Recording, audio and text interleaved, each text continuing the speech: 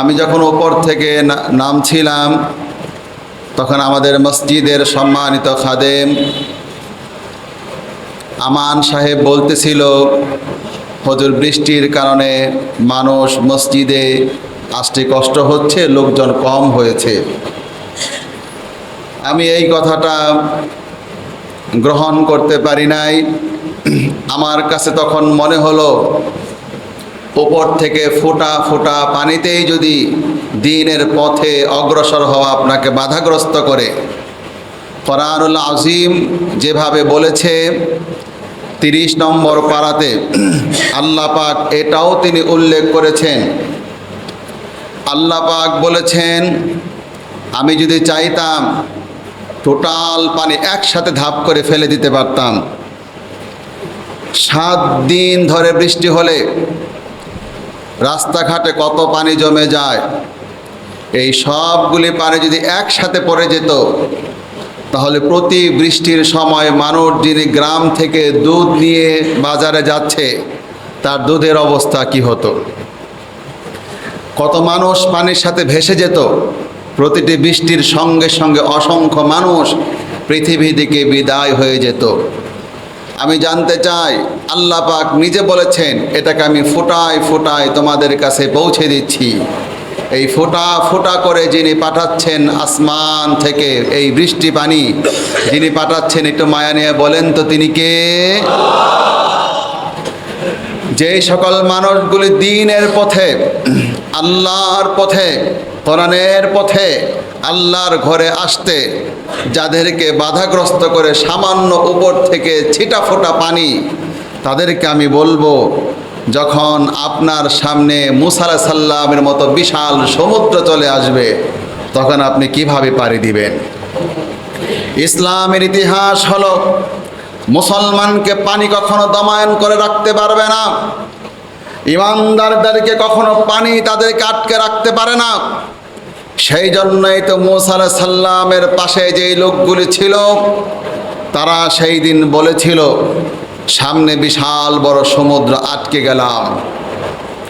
ডান দিক থেকে 3 দিক থেকে ঘেরাও করে আসতেছে ফেরাউনের লোকজন, প্রত্যেকের হাতে রয়েছে অস্ত্র, আর মানুষগুলি হলো নিরস্ত্র। তারা তাদের বাহ্যিক দৃষ্টিতে দেখতে পাচ্ছে আমরা একদিকে নিরস্ত্র, দ্বিতীয়ত স্বল্প সংখ্যার দিক থেকে আমরা অল্প। একদিকে সামনে হলো সমুদ্র, পিছনে হলো একটা উন্মুক্ত তলোয়ার, নিশ্চিত মৃত্যুর কোপে পড়ে যাচ্ছি। সেই মুহূর্তেও পানি একজন মুমিনকে দমন করে রাখতে পারে না। পানি একজন মুমিনের ঈমান কমিয়ে দিতে পারে না। পানি একজন মানুষকে, একজন মুমিনকে আল্লাহর পথ থেকে তাকে পিছপা রাখতে পারে না। সেই দিন সেই ঐতিহাসিক বক্তব্য দিয়েছিলেন হযরতে মূসা আলাইহিস সালাম। তার বক্তব্য শুরুই হয়েছে, কাল্লা, কখনো নয়, অসম্ভব, ইন্না মাইয়া রব্বি সায়াহদিন, আমার রব আমাকে পথ দেখাবেই। গোটা দুনিয়া দৃষ্টিতে কোনো পথ নেই। গোটা দুনিয়া যখন বলতে বাধ্য, নিশ্চিত পথ বন্ধ হয়ে গেছে। যেহেতু সামনে সমুদ্র, পথ কোথায় থাকলো? সামনের পথ বন্ধ। ডান দিক থেকে শত্রু আসতেছে, ডানের পথ বন্ধ। বাম দিক থেকে শত্রু আসতেছে, বাম দিকের পথ বন্ধ। পিছন থেকে শত্রু আসতেছে, পিছনের পথ বন্ধ। ওই মুহূর্তেও পানি কখনো মুমিনকে আল্লাহর পথ থেকে পিছপা করে রাখতে পারে না। ওই মুহূর্তে হযরতে মূসা আলাইহিস সালাম বলে উঠলেন, কাল্লা ইন্না মাইয়া রব্বি সায়াহদিন, আমার রব আমাকে পথ দেখাবেই।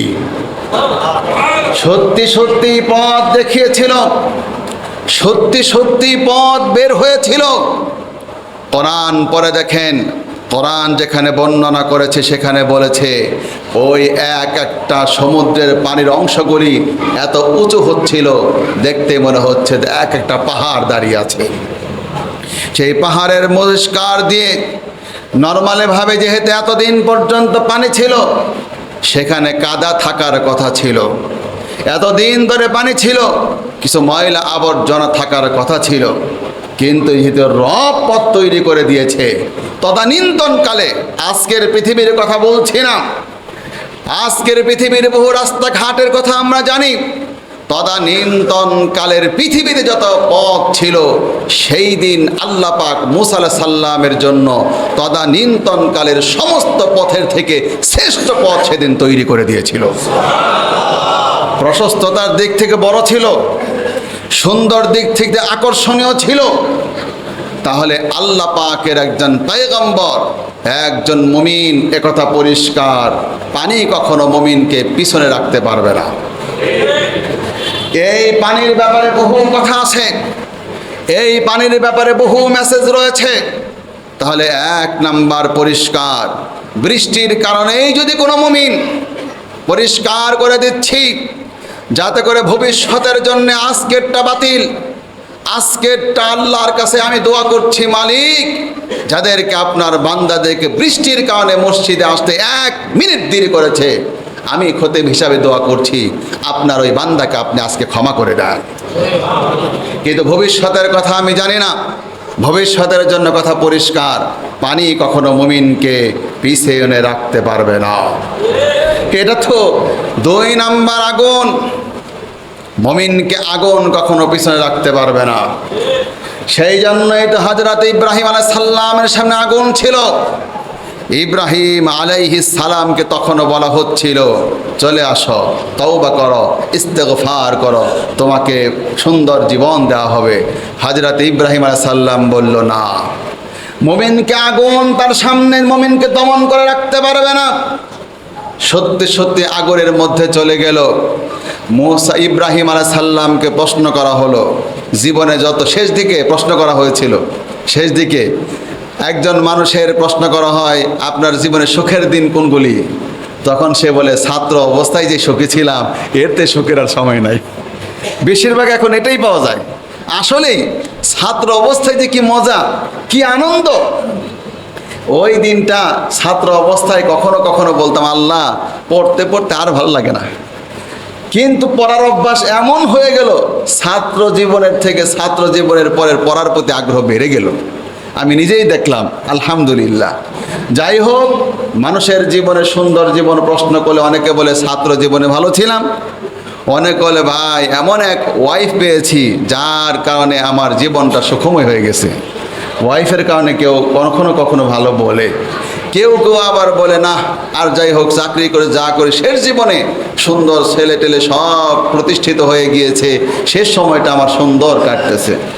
এক একজন মানুষের এক একটা সময় থাকে। ঠিক একইভাবে হযরত ইব্রাহিম আলাইহিস সালামকে প্রশ্ন করা হয়েছিল, আপনার জীবনের সবচাইতে সুন্দর জীবন কখন? হযরত ইব্রাহিম আলাইহিস সালাম বলেছিল, দেখো, আমার যেদিন জন্ম হলো ওই জন্মের সময় আমি বিপদে ছিলাম, কারণ তখন চতুর্দিকে সমস্যা ছিল, আমার তখন ভালো দিন কাটে নাই। আমি যখন বড় হতে লাগলাম, আমার ঘরের মধ্যে মূর্তি বানানো হচ্ছে, এই দৃশ্য যখন দেখতাম আমি মানসিকভাবে ভালো ছিলাম না।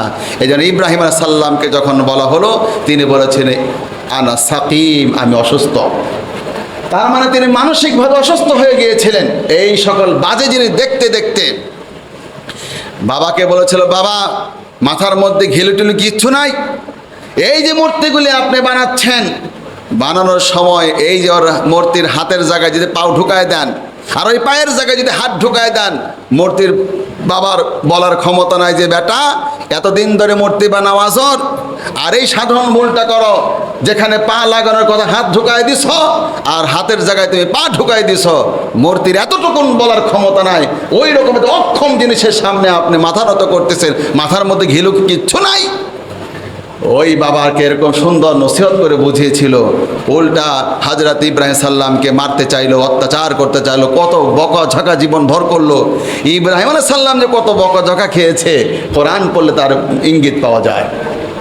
জীবনে সুখ হলো না, এরপরে জীবনে এভাবে কাটতে লাগলো। পরীক্ষা দিতে দিতে দিতে দিতে বৃদ্ধ হয়ে গেছে, এখন পর্যন্ত তার ছাড়তেছে না।